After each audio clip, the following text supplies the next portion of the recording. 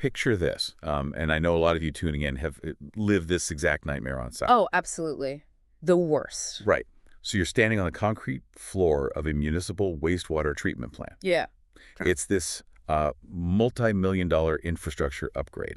The kind of project where delays aren't just measured in days, they're measured in tens of thousands of dollars in liquidated damages, like every single morning the sun comes up. High stakes. Exactly. So you've got this brand new 75 horsepower inverter duty motor bolted down to the pad. It's wired up, torqued to spec, ready to drive this critical aeration blower that the entire plant's biological process depends on. Okay, I can see where this is going. Yeah. So the authority having jurisdiction, the local AHJ inspector walks up, maglite in hand. He pops the door on the motor control center bucket. He checks the breaker size. He checks the wire gauge. Then he walks over to the motor, squats down, wipes the grease off the motor nameplate, glances at the numbers, and then without uttering a single syllable, he pulls a red tag out of his pocket and just slaps it right on the enclosure. Brutal field inspection. Shut it down.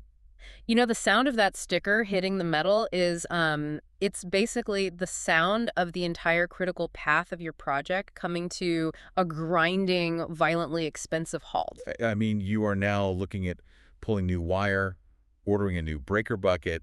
And trying to explain to the client why the plant isn't coming online this weekend. Right. And the absolute most frustrating part of this entire scenario, the physical installation perfectly matches the approved shop drawings. Which happens all the time. It really does. Because, like, the junior electrical engineer sitting in the climate-controlled office 3 states away, they did the math. They thought they did the math. Well, yeah.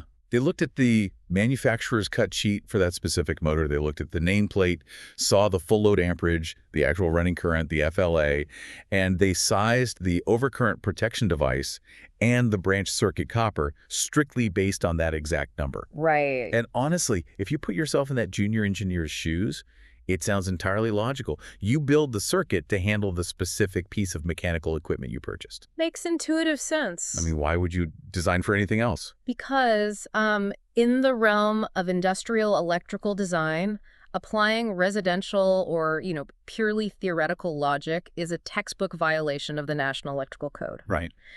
That inspector didn't reject the installation because the math was wrong based on the nameplate. He rejected it because under NEC Article 430, you do not size your branch circuit components based on the motor's actual nameplate FLA. You just don't do it. Never. You size them based on the standard published NEC full load current tables, the FLC. The FLC, right. Yeah.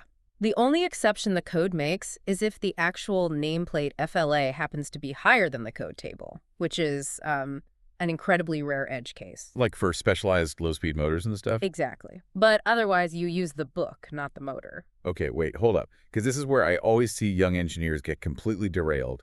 And frankly, I need you to explain the underlying physics and the logic here. Sure. If I just spent top dollar to buy a hyper-efficient, premium VFD-rated motor that explicitly draws less current than a standard motor, right? Why on earth is the code forcing me to size my copper wire and my breakers for a hypothetical, less efficient motor? Yeah. I mean, isn't the whole point of engineering to design tight, efficient systems? So designing a tight system is great for, like, an iPhone. Okay. But it is catastrophic for industrial infrastructure. You have to look at the temporal life cycle of a wastewater plant or, a manufacturing floor. The lifespan of the facility.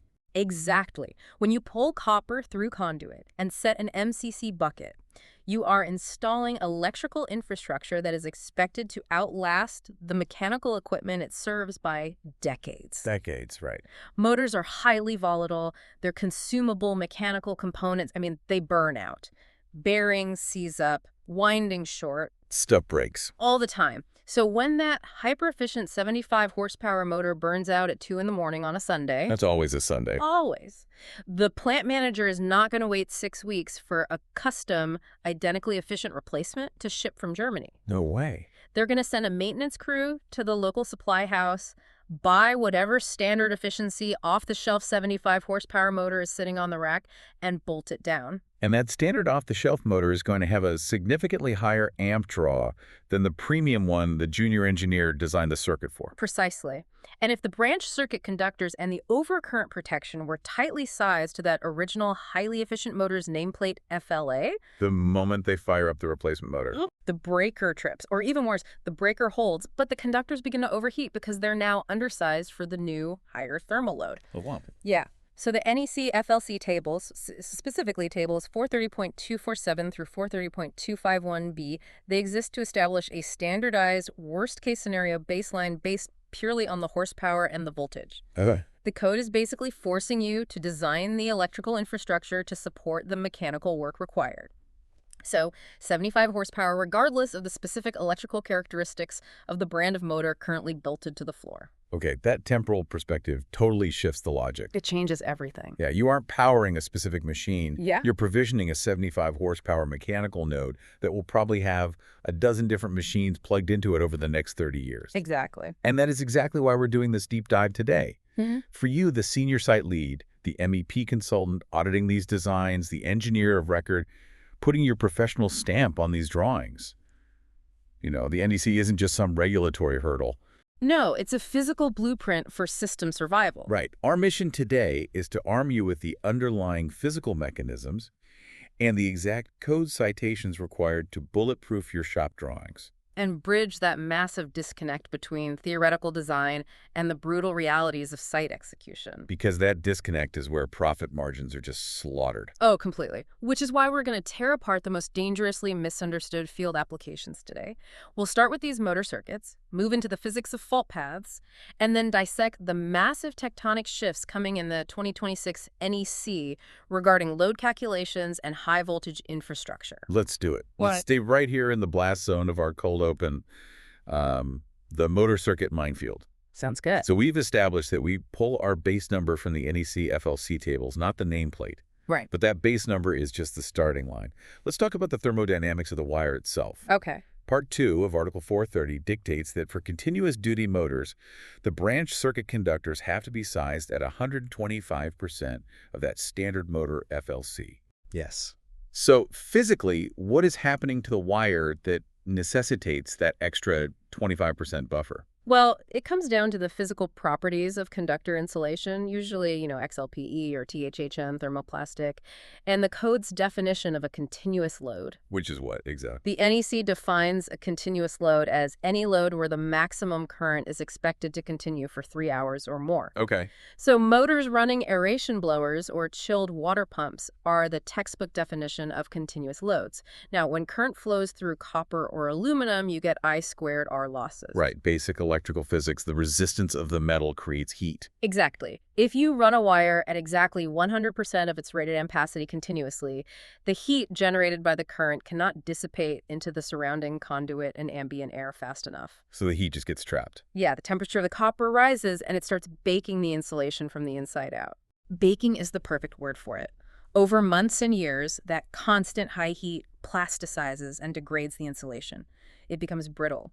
The dielectric strength fails, and eventually, the wire shorts out to the grounded metal conduit. Wow, so the 125% multiplier. It artificially inflates the required ampacity of the wire. It forces the designer to select a physically larger gauge of copper. Right, which has less resistance. Less electrical resistance and more physical mass, so it can absorb and dissipate that heat, ensuring the insulation never reaches its degradation threshold during steady-state operation. Okay, that makes perfect sense. Yeah. Now, what if we're looking at a feeder that supplies multiple motors, like, say, a whole skid of pumps? Okay. The code says we size the feeder conductors at 125% of the largest motor's FLC on that circuit, plus 100% of the FLC for all the other motors. Correct. We don't compound the 125% multiplier across everything. Right, because the code recognizes diversity. Diversity. Yeah, the likelihood of every single motor on a large feeder operating at absolutely peak continuous load simultaneously forever is mathematically very slim. Yeah. That makes sense. So applying the 125% buffer to just the single largest thermal load in the group provides adequate thermal mass in the feeder trunk. It handles the localized heat generation without forcing you to pull wildly oversized parallel runs of like 500 MCM cable that no electrician can actually bend into a standard enclosure. Right. Nobody wants to wrestle with that. No. Well, speaking of things that are... Oh, here we go. Yeah, this covers branch circuit, short circuit, and ground fault protection. And this is a section that completely shatters the brains of anyone outside of industrial electrical design. It really does. Because we just established that we use the 125% multiplier to protect the wire from melting under a slow, continuous thermal load. But when we go to select the actual circuit breaker to protect that wire, Table 430.52C allows us to oversize the breaker to a degree that looks, honestly, legally negligent. It looks crazy on paper. It does. The code allows an inverse time breaker to be rated up to 250% of the motor's FLC. And if you spec an instantaneous trip breaker like a motor circuit protector, you can crank that up to 800%. Or even 1100% for specific Design B premium efficiency motors. Which is insane. I mean, I see the confusion on job sites constantly. An inspector or a young engineer looks at a branch circuit with conductors rated for, say, 125 amps, and they see a 250 amp breaker sitting at the head of it. Yeah, and their immediate instinct is that the wire is completely unprotected. Right. They think if the motor binds up and draws 200 amps, the wire will burn to ash before the 250 amp breaker ever trips. That's the logical assumption if you don't know the code. Exactly. If I put a 250 amp breaker on wire rated for 125 amps in my house burns down, and I go to prison for insurance fraud. Yes, you do. So how is this physically safe in a motor circuit? Like, what mechanism is preventing the copper from turning into a heating element? You have to separate the concept of overload from the concept of short circuit. Okay. In standard commercial wiring, a single circuit breaker performs two distinct jobs. It has a thermal element to protect against slow overloads, like plugging too many space heaters into a circuit, and a magnetic element to protect against instantaneous short circuits. Right. But in a dedicated motor circuit, we fundamentally split those two responsibilities into completely separate physical components. Gotcha. The slow, steady thermal protection is not the breaker's job. That is handled by the overload relays located down inside the motor controller, or the VFD. Those overloads are carefully calibrated to the exact motor nameplate. FLA, by the way, this is the one place you actually use the nameplate to monitor the slow heat buildup. Okay, I want to use my favorite analogy here because visualizing this split responsibility is crucial. I love this analogy. Think of the motor circuit breaker as the giant, hulking nightclub bouncer standing at the front door. Okay. The copper wire is the narrow hallway leading from the door into the club. Mm-hmm. And the modal overload relays are the managers inside the club checking IDs. Exactly. When you hit the start button on a 75 horsepower motor, the rotor is physically stationary. Mm-hmm. To overcome that mechanical inertia and get that massive chunk of iron spinning, the motor pulls a catastrophic amount of power. A huge amount. We're talking about locked rotor inrush current that can be 6 to 10 times normal running current. It's like a massive violent stampede trying to get through the door all at once. A literal electrical riot for a few hundred milliseconds. Right. If you have a strictly sized bouncer, like a standard circuit breaker rated at 125%, that bouncer sees the riot, panics, and just slams the door shut immediately. The breaker trips. The motor never starts. That's nuisance tripping. So the code allows you to install a 250% inverse time breaker or an 800% instantaneous trip breaker, specifically so the bouncer is big enough and dumb enough to just step aside and let the split-second stampede rush down the hallway. And that answers the question about the wire. Can a wire rated for 125 amps handle a transient spike of 600 amps? Can it? Yes, absolutely. The thermal mass of the copper can easily absorb that brief spike in heat for the 3 or 4 seconds it takes the motor to reach synchronous speed without degrading the insulation. Wow. The wire forces the massive crowd to quickly organize into a steady, manageable line. Once the motor is running at a steady state, the current drops down to its normal FLC. And what if the motor binding sees up an hour later and it starts drawing a sustained 200 amps? The bouncer at the door, the 250 amp breaker, does nothing. It doesn't care. It's only looking for massive short circuits. Okay. But the managers inside the club, the thermal overload relays in the controller, they notice that the steady state line has gotten too thick and the room is getting too hot. So the overload relays heat up, open the control circuit, drop the magnetic contactor, and shut the motor down before the 125 amp wire can suffer any permanent thermal damage. So the system works because the overcurrent protective device is exclusively hunting for catastrophic faults, Ah, while the overload relays manage the thermal baseline. exactly. They split the job. Which brings us right back to the junior engineer in our cold open. Hmm.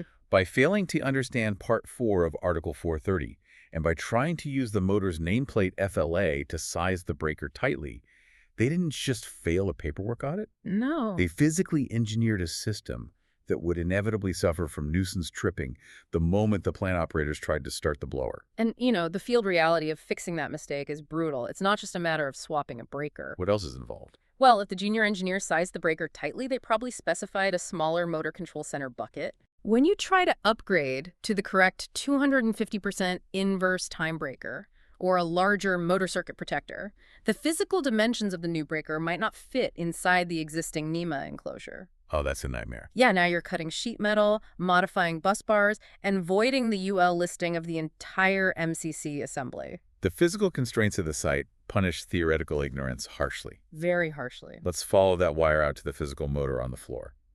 Part 7 and Part 9X of Article 430 cover controllers and disconnects. Right. Section 430.102 has the infamous within sight rule. Yeah. The code dictates that the disconnecting means must be located within sight from and no more than 50 feet away from the motor location and the driven machinery. Yes. I assume this is purely for the physical safety of the maintenance mechanics doing lockout-tagout. It is the absolute bedrock of mechanical safety. When a millwright is elbow deep inside a terminal box of a motor or replacing a belt on a drive sheave, they must have absolute physical control over the power source.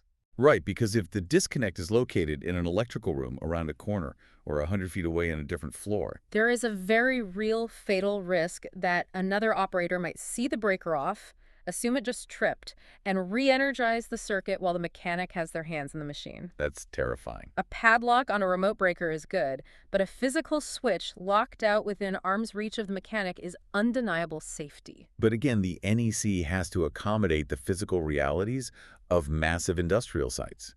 If we're dealing with a gigantic 500 horsepower outdoor pump motor, the required disconnecting means is going to be massive. Huge. We're talking about a 600 amp or 800 amp mechanical switch block. If this is at an outdoor wastewater facility, that disconnect has to be housed in a towering NEMA 4X stainless steel or maybe even an explosion-proof enclosure. Yep.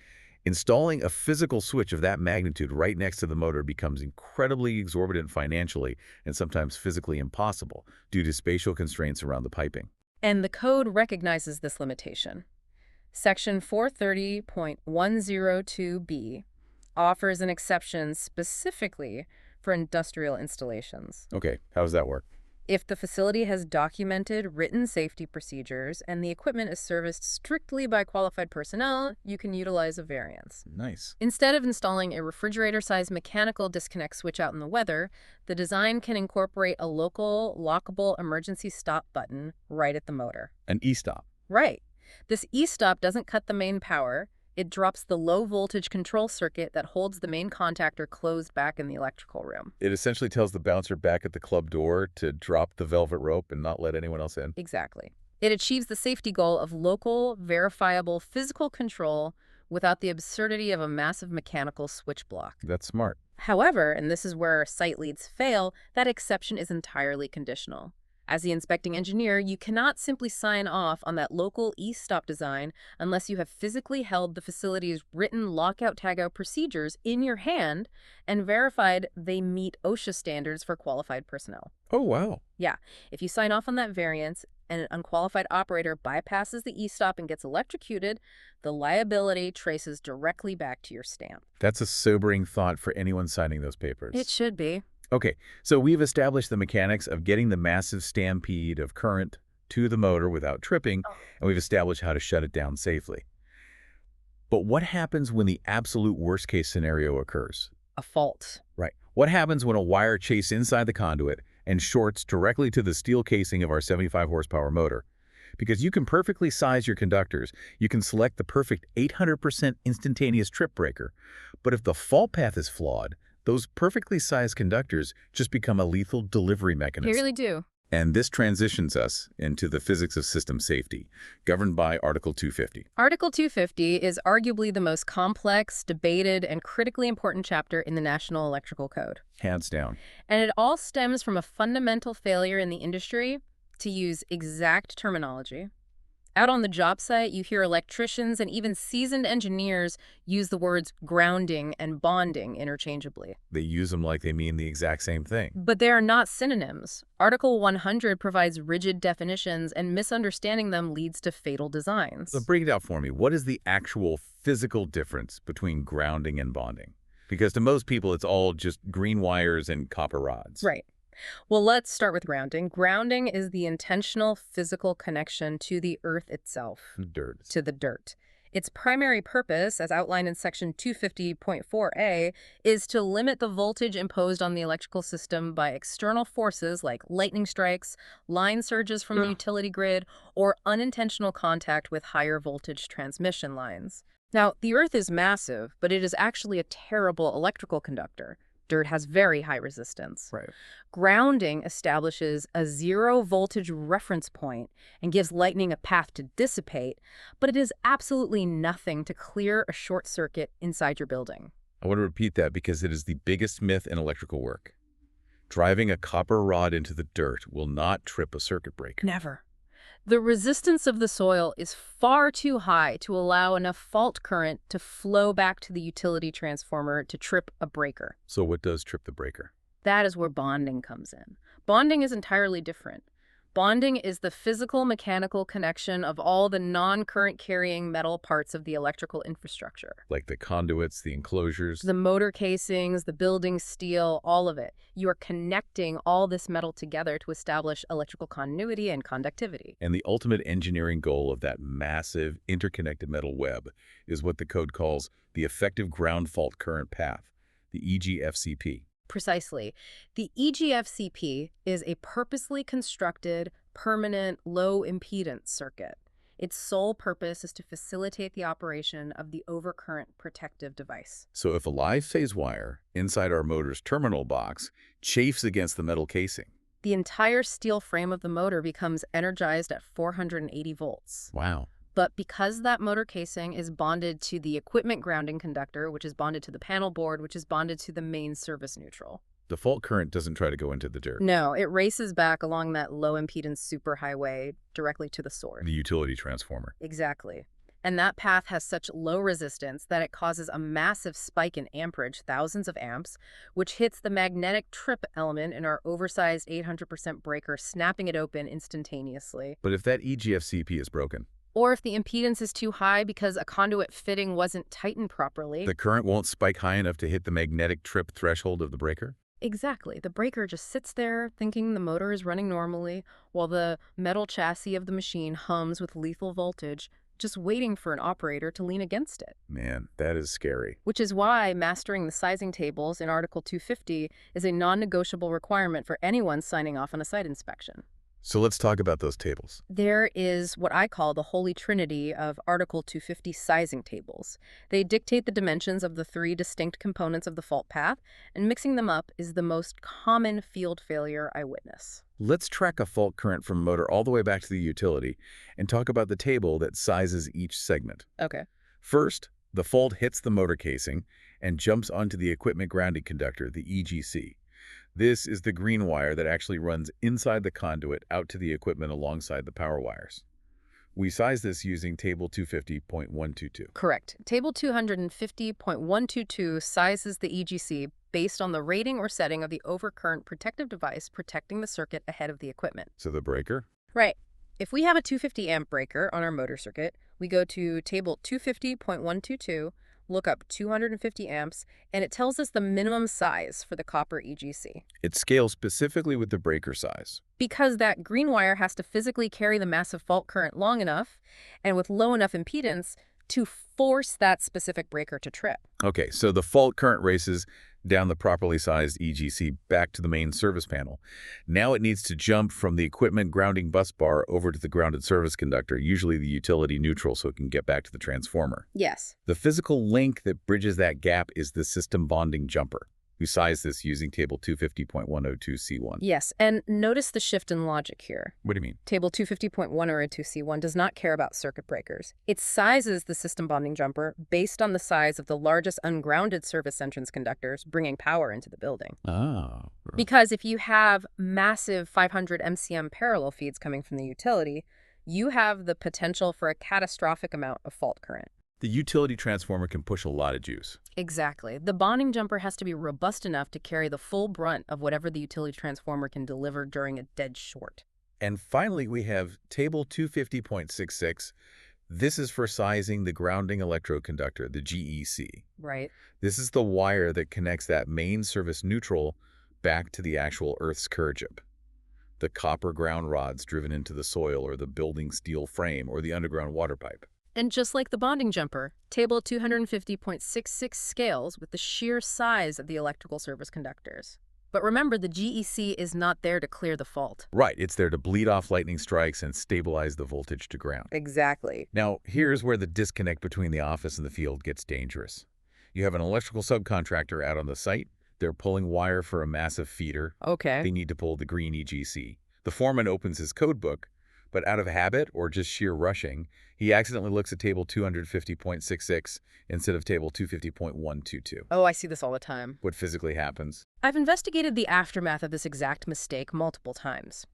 If a contractor uses Table 250.66 to size an equipment grounding conductor for a large feeder, they will almost always end up with a wire that is vastly undersized for the circuit breaker protecting that feeder. Why is that?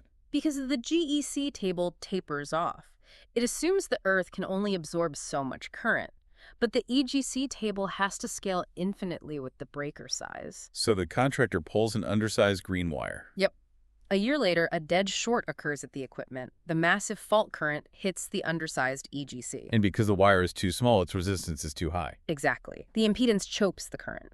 The breaker's magnetic trip element isn't satisfied fast enough. So the breaker hesitates. And as the breaker hesitates, the massive current turns that undersized green copper wire into the filament of a toaster. Oh my God. The insulation violently boils off, the copper glows red hot, and the wire literally melts in half inside the conduit. It acts like a fuse. Exactly. It melts and severs the fault path completely before the main breaker can trip. So the path is gone. The arc flash is contained in the pipe, but now the fault path is destroyed.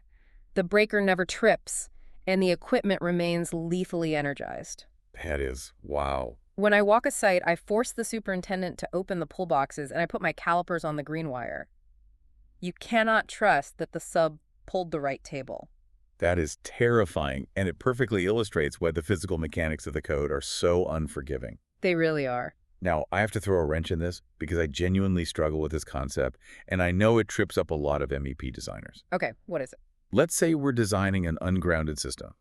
I know they're rare in commercial buildings, but in certain industrial continuous process facilities like glass manufacturing or chemical refineries, you don't want a single ground fault to instantly shut down the plant and ruin millions of dollars of product. Right, you want the system to keep running while maintenance finds the fault. Exactly. So if the entire system is intentionally purposefully isolated and not connected to the Earth, why does the NEC still rigidly require every single piece of electrical equipment to be heavily bonded together? Like, what is the fault even trying to get back to if there's no ground? It is a brilliant question, and answering it requires understanding system capacitance. Okay, lay it on me. Even in a completely ungrounded system, you must construct a massive, interconnected, effective ground fault current path.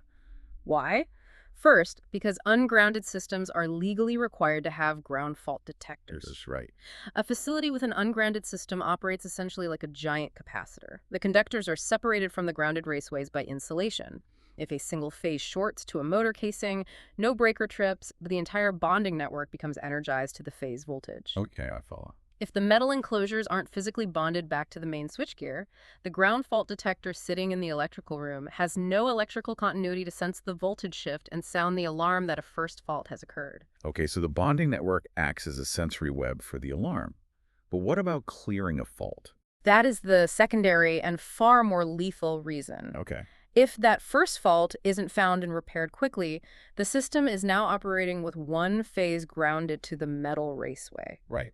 Now, if a second fault occurs on a completely different phase, Somewhere else in the plant, the bonding network is the only thing standing between the workers and a localized explosion.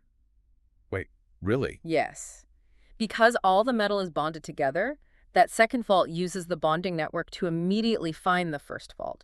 You instantly create a phase-to-phase short circuit across the bonding path. Oh. And that phase-to-phase fault generates a gargantuan current spike, which will trip the overcurrent devices and clear the hazard. So bonding forces the breakers to react to a second fault. Exactly. Bonding is the mechanism that forces that reaction. It is never optional, regardless of the system's relationship to the actual dirt. That completely demystifies it. You aren't building a path to the earth, you're building a path back to the other phases. Okay, so we've locked down the motor circuits, and we've built the low-impedance superhighways to clear the massive faults. Yep. But to properly size your main service entrance conductors, the service equipment, and that primary grounding system, you have to know the total electrical weight of the building. You have to calculate the load. Exactly. Yeah. And this is where we hit a massive industry-rattling tectonic shift.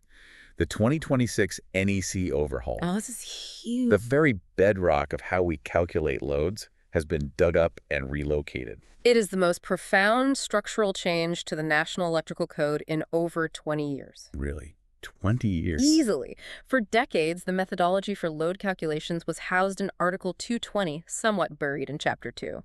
The 2026 NEC has reorganized this entirely, ripping load calculations out of Chapter 2 and moving them to the brand new Chapter 1, specifically Article 120. Why does the physical location of the text in the book matter to an MEP firm? Like, who cares what chapter it's in? It matters because of the hierarchical structure of the NEC. Chapter 1 contains the foundational universal rules that apply generally to all electrical installations. Okay. By elevating load calculations to Article 120, the code-making panels are signaling that capacity management is now a foundational universal mandate, equal in importance to basic definitions and installation requirements. It centralizes the math. And the math itself has changed, which is huge for developers. Yeah. Let's look at the general lighting and receptacle load for dwelling units. Let's do it. Since I can remember, it has been an ironclad calculation of 3 volt amperes per square foot. If you had a 2,000 square foot house, you calculated 6,000 VA for general lighting and plugs. Right. Now, in the 2026 code, that baseline has been dropped to 2 VA per square foot. That is a 33% reduction in the calculated lighting load. And this reduction is a direct, long overdue reflection of modern physical reality. LED lighting. Exactly. The 3VA calculation was based on an era where every socket held a 60-watt or 100-watt incandescent bulb. With the universal, mandated adoption of LED lighting and the massive efficiency gains in modern appliances, homes simply do not draw the baseline power they used to for illumination. I want to translate this into physical materials because it's not just a math trick. No, it has real-world impact. If an MEP firm is designing a massive 500-unit apartment complex, dropping from 3 VA to 2 VA per square foot across hundreds of thousands of square feet shrinks the calculated load significantly. Hugely. That means the firm can specify smaller physical switchgear, smaller utility transformers on the pad outside, and smaller main service conductors. We are talking about saving tens, maybe hundreds of thousands of dollars in copper and aluminum across a development project. That's incredible. It really prevents the unnecessary, massive capital expenditure of oversizing infrastructure based on outdated thermal profiles. But there's a catch, right? There is a critical nuance, yes, and it's currently causing a tidal wave of rejected permit applications in early adoption states. Let's hear it. It's the new Section 120.13. Even though you use 2 VA per square foot to calculate the overall service size for the building, you must still calculate the individual branch circuits inside the walls at the old 3 VA per square foot. Wait, why the split logic? If the lights use less power, why am I calculating the branch circuits as if they still use 100-watt bulbs? It is a highly strategic piece of code writing designed to protect the physical flexibility of the structure for future generations. How so? Well, if the NEC allowed you to drop the branch circuit calculation to 2 VA, electrical contractors would physically install fewer circuits. Oh, to save money. Exactly. A room that previously required 2 15-amp lighting and receptacle circuits might only get 1.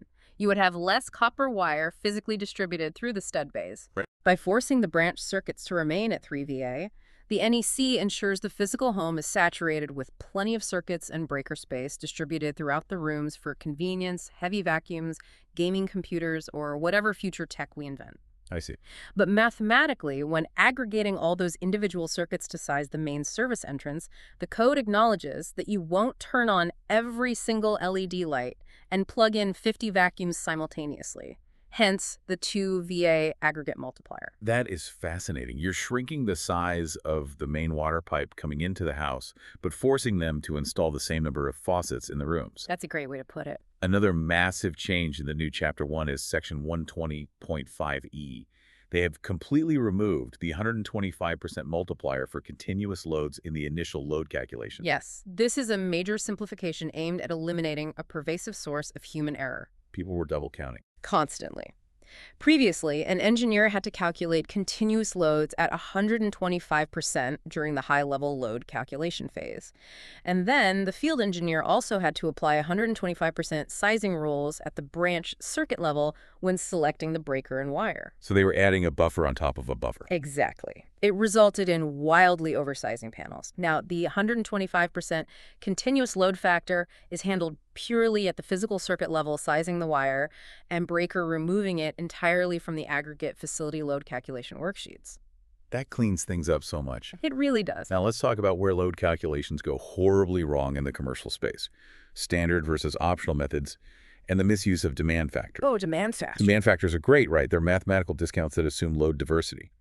In a residential calculation, the code assumes you aren't running your oven, your air conditioner, your electric dryer, and every light in the house at exactly the same time. You get to reduce the total calculated load based on the improbability of everything running at once.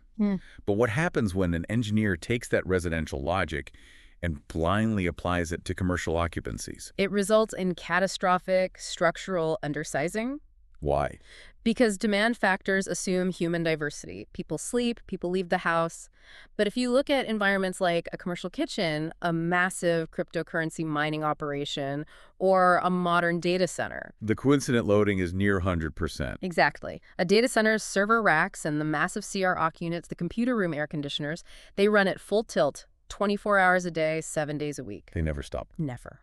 If a designer inappropriately applies residential-style demand reductions or general optional methods to those types of occupancies, the physical service equipment will overload. The neutral bars will overheat. The main breaker will suffer from thermal fatigue and trip, and you will bring down a mission-critical facility. The NEC provides distinct calculation pathways and entirely different demand factor tables for commercial and industrial occupancies specifically to prevent this. Okay, but this brings us to the defining tension of modern electrical design, and it perfectly bridges into our next topic. Okay. We're sitting here celebrating shrinking the calculated general lighting loads because of LEDs, dropping from 3 VA to 2 VA.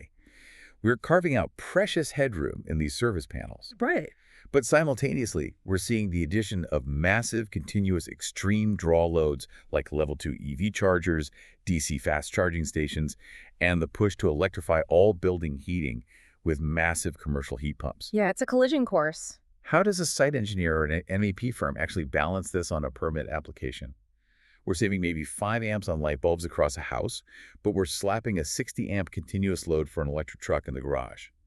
The math feels like it's exploding in the opposite direction. You have just articulated the central engineering challenge of the 2020s. It's wild. The efficiency gains in lighting and basic appliances are barely creating enough headroom within existing 200-amp service panels to accommodate the massive continuous loads of EV infrastructure. Right. The code-making panels recognized that the math was colliding with physical reality, which is why the 2026 NEC isn't just changing multipliers, it is completely restructuring how we handle modern high-draw electrification. Let's dive right into that. The code is physically restructuring its chapters to accommodate the total electrification of our infrastructure. Let's look at EV infrastructure, governed primarily by Article 625. Okay. For the MEP designer, Article 625 details the rigid physical layer of the installation. We're talking about explicit heights, 18-inch minimum heights from the floor for indoor chargers to keep them above the combustible vapor layer. Because fumes sink. Exactly. Yeah. And 24 inches for outdoor chargers to keep them out of snow and standing water. We have strict cable management rules mandating automatic retraction systems for charging cords over 25 feet to prevent tripping hazards. Yep.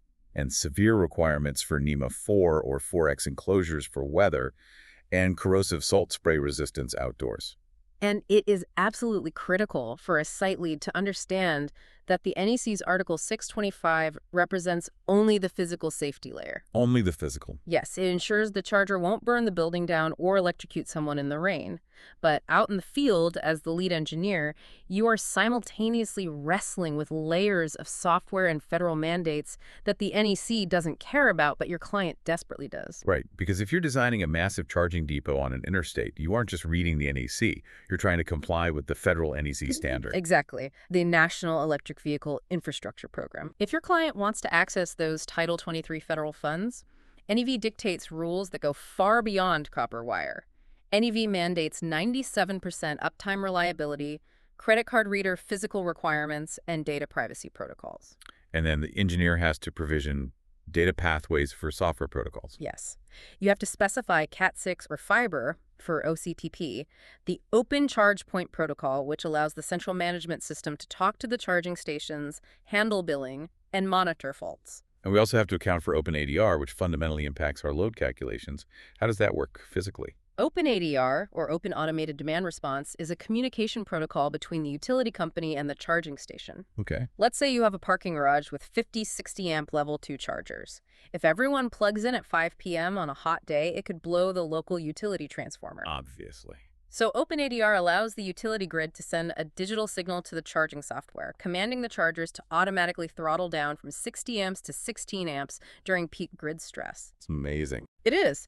And from an MEP perspective, if the system is certified for automated demand response, the AHJ might allow you to calculate the facility load based on a lower managed capacity rather than the absolute peak theoretical load. Which saves massive amounts of switchgear sizing. Exactly. And on top of all that software, the physical hardware is shifting right under our feet.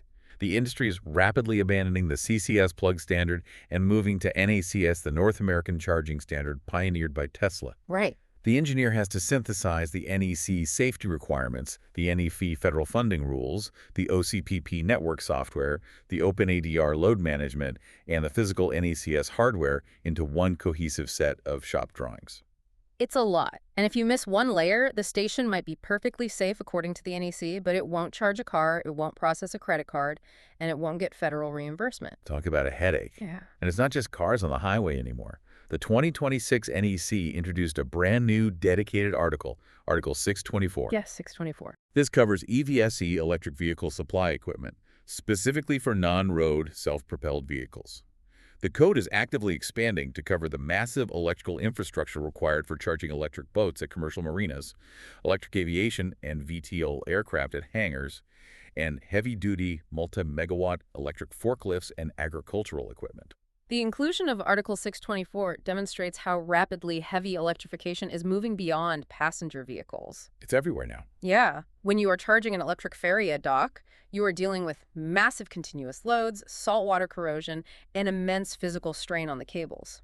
The NEC had to create a dedicated space to manage the unique hazards of non-road high amperage charging. But perhaps the most visually striking and consequential structural change in the 2026 NEC is how it's handling the voltage levels required to push all this power.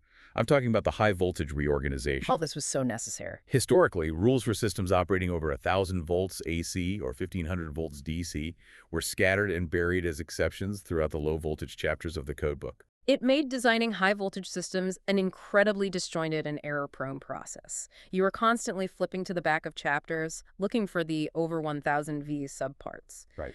But the industry has fundamentally shifted. High voltage is no longer the exclusive domain of the utility companies behind chain-link fences. Exactly.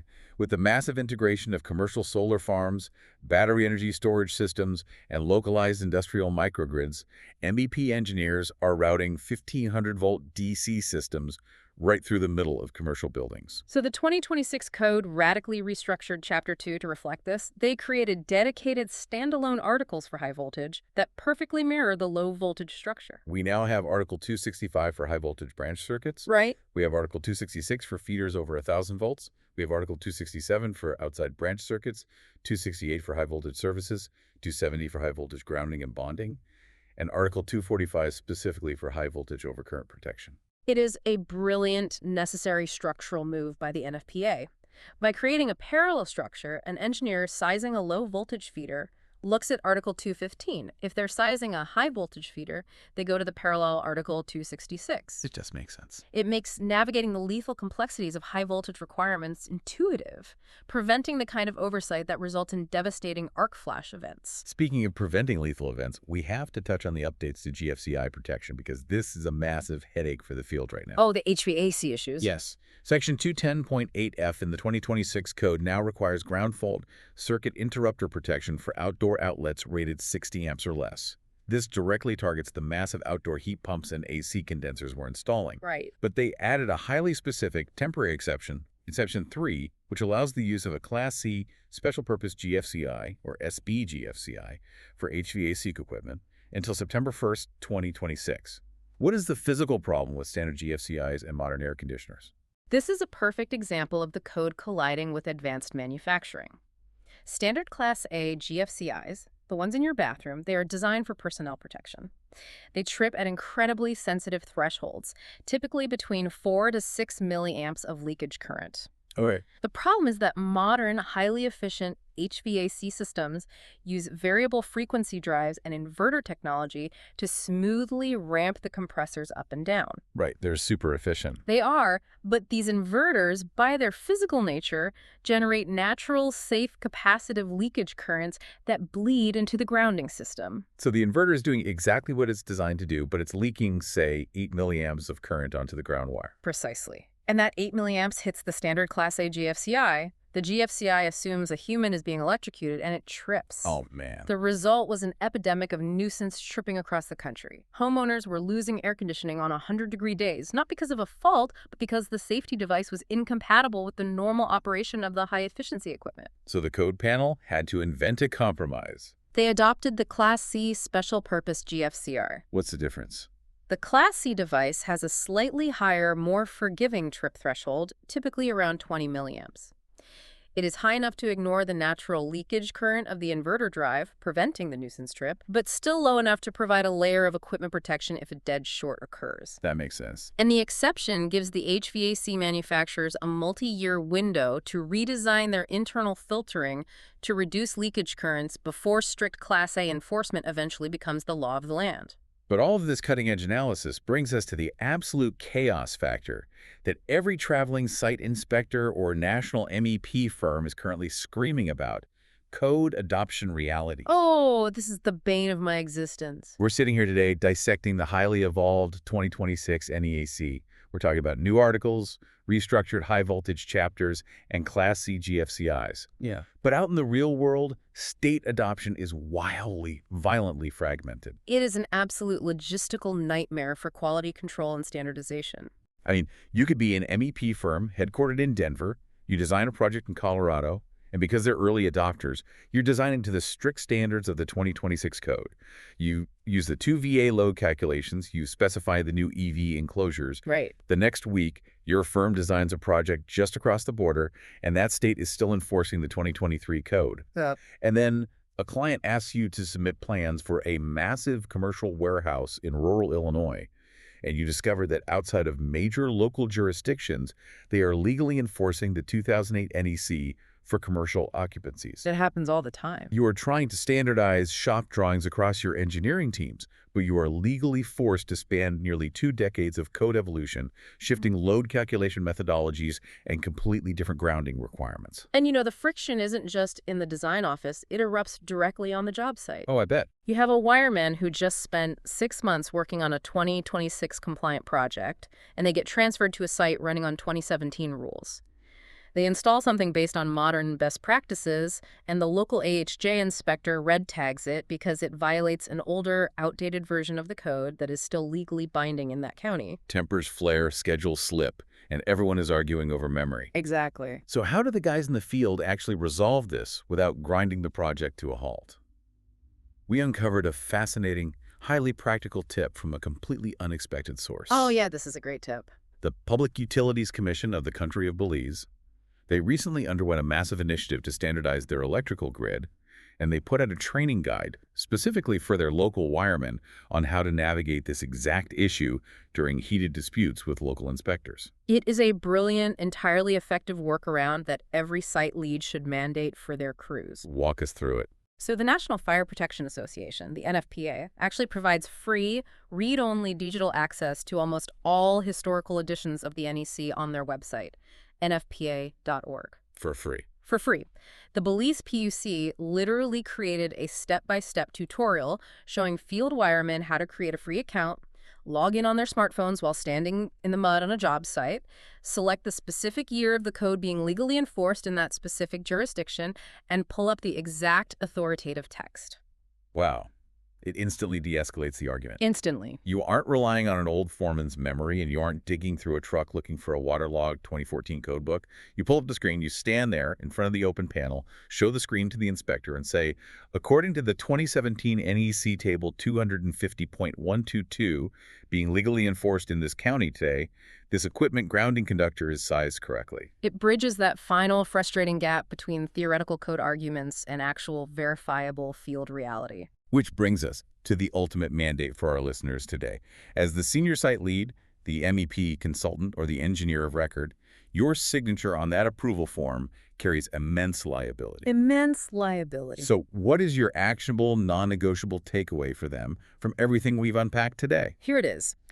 Never, ever rubber stamp a shop drawing for a motor circuit or an MCC layout without personally forcing your junior engineers to cross-reference the actual motor nameplate against the NEC FLC tables. With tables, not the nameplate. Not the nameplate. Make it a hard stop checkpoint in your QA/QC process. Furthermore, when you are reviewing submittals or when you are physically walking the site with the electrical subcontractor, force them to physically trace and highlight the effective ground fault current path on their single line diagrams before you authorize any field inspections. Trace the path. If the subcontractor cannot point to the exact low impedance path that will carry the fault back to the source and snap that breaker open, the system is not safe, and you do not sign off. It is entirely about enforcing the rigid discipline of the code over the convenience of assumptions. Absolutely. We started today looking at a red-tagged motor, a microfailure of code application, where theoretical math collided with industrial reality. But as we wrap up, I want to zoom all the way out. Okay. We talked about how the 2026 NEC is actively lowering our baseline general load calculations for lighting to 2 VA per square foot to account for modern efficiencies. We are shrinking the baseline. Right. Yet in the exact same revision cycle, the code is adding massive specialized high-draw articles for things like multi-megawatt non-road EV charging for electric aviation and high-voltage DC microgrids pumping through commercial spaces. The nature of the grid is undergoing a fundamental metamorphosis. It really is. We're transitioning from a model that provides broad, generalized power to every square foot to a model that serves incredibly dense, highly specific, massive energy nodes. And that is the friction. So here's the provocative thought I want you to mull over as you roll up your drawings and head to your next site walk. With the code pulling our baseline infrastructure calculations down to reflect LED efficiency, while simultaneously the global demand for specialized extreme draw technology pushes our peak localized loads exponentially higher. Yeah. Are we accurately designing buildings to handle the precise, spiky energy profiles of today? Or are we, by designing our services so tightly to current lighting efficiencies, inadvertently starving the infrastructure and bottlenecking the localized, independent, high-voltage microgrids of tomorrow? It is a question every forward-thinking electrical engineer must grapple with. The National Electrical Code provides the absolute minimum requirements for safety. It keeps the building from burning down today, but it is up to your professional judgment to engineer the capacity for the future. Think about that hallway and the bouncer. Are you building a hallway just big enough for today's crowd, or you're preparing for the riot tomorrow? Keep the codebook open, and we'll see you on the next deep dive.